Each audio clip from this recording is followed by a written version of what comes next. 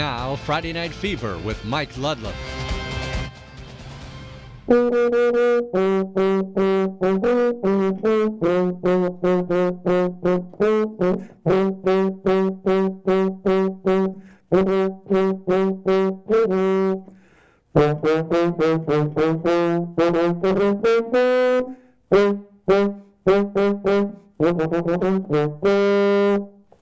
Yes, Kelly Clarkson and the Michigan State Marching Band to bring you week number 2 of Friday Night Fever. Let's get right to work. It is a rather busy night. We head below the Mackinac Bridge. Let's go to Peteskey, where the Northmen were taking on 1-0 Escanaba. Not a good choice of passes here by the Peteskey quarterback, William Soper, with the interception. But Escanaba would not be able to get on the board. The Northmen do. Brent Murray with this grinding touchdown, and it was 7-0 after the extra point.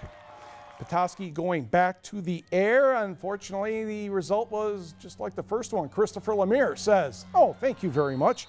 Escanaba could not get in the end zone in the first half. They did get a field goal by Paul Karn. Logan Lamb scored twice in the second half. Ooh, Escanaba's 2-0 with an impressive win over Peteskey, 16-7. So 16-7, Escanaba. Meanwhile, let's go to Traverse City Central and Marquette. And pinball action in this game, lots of scoring. Quarterback Scott Tripp with time for Marquette.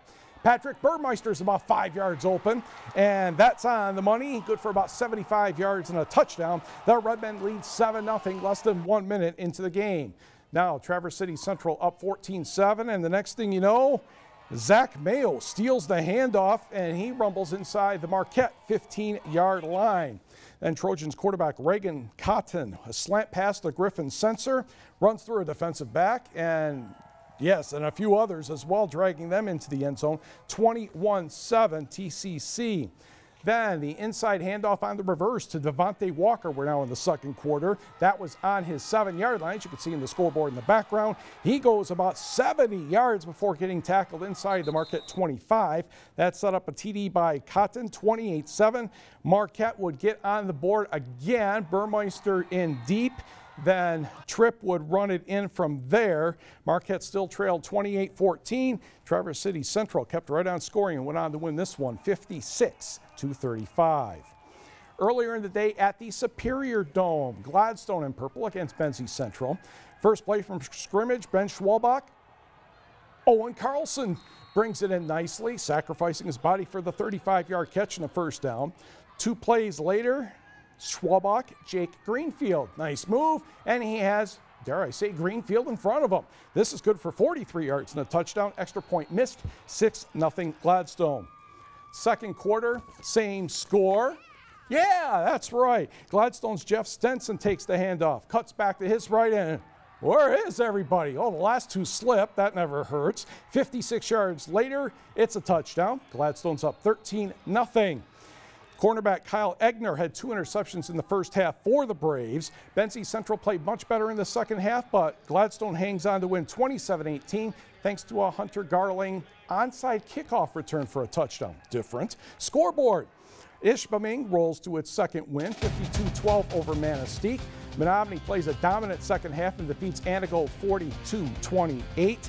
Thomas Hyde, 46 carries, 234 yards, 3 touchdowns from Munising, and a big second half for the Mustangs, defeating Algoma, Wisconsin 28-6. That game was played in Menominee.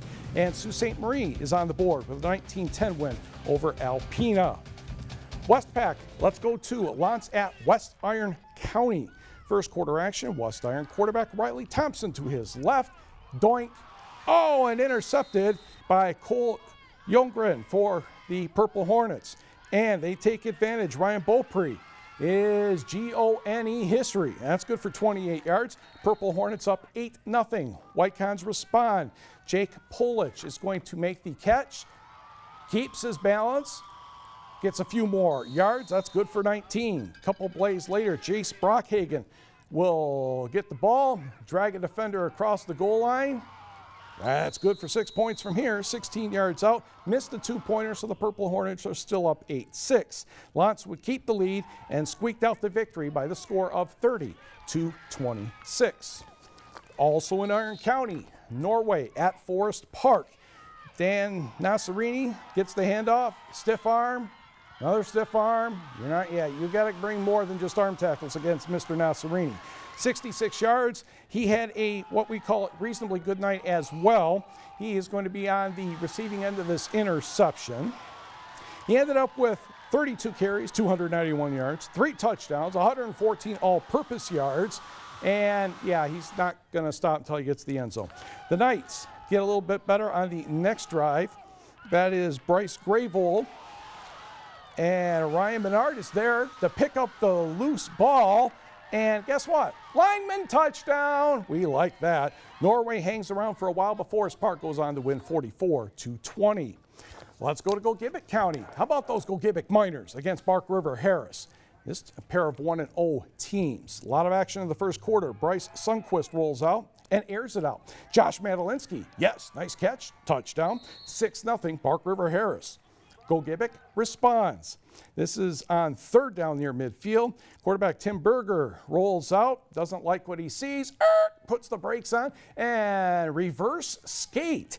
And apparently he is a good skater because nobody's going to be able to catch him for quite a while. Nope, never mind, they didn't get him at all. He is making it into the end zone to tie the game at 6. He also saw a monster block by Shane Cole.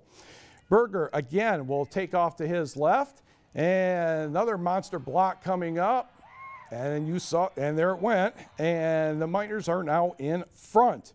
To the second quarter, Alex Mathias punches it in for RiverHarris, and RiverHarris is 2-0 with a 28-20 victory over the Miners. To Newberry, the Indians are 1-0. North Dickinson is 1-0. Something has to give. Well, it is high school football. There aren't any ties. Noah Berg, 3 yards and a touchdown. Nordics up 8-0.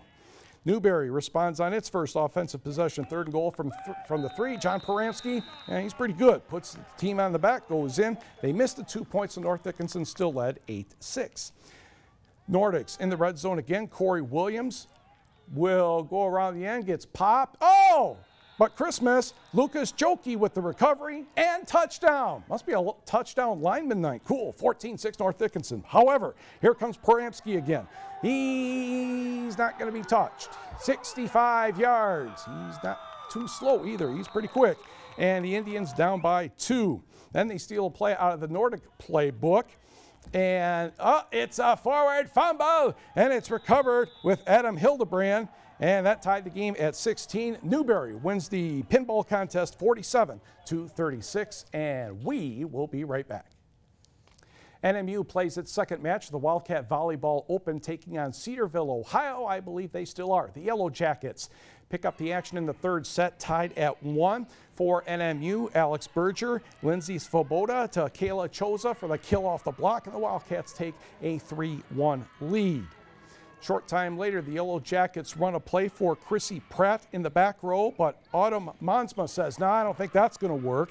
She had 17 kills, 4-1 Cats. A few points later, Cedarville tries Abby Shelton, but number 12 is blocked by number 12, Kayla Choza, 7-3 Wildcats. Lisa Studnicka also had 17 kills. NMU won the 3rd set 25-16, and the match 3-1. The Wildcats have 2 matches on Saturday. Michigan Tech against Upper Iowa in the Wildcat Open, and Rachel Pollard will set up the freshman outside hitter Mariah Sherman. Yep, that one goes down nicely, and a point for the Huskies. Then Pollard to Jacqueline Aird, over to Aubrey Feisek, and she gets the cross-court kill very nicely. Judge sets it in. That's good enough for us.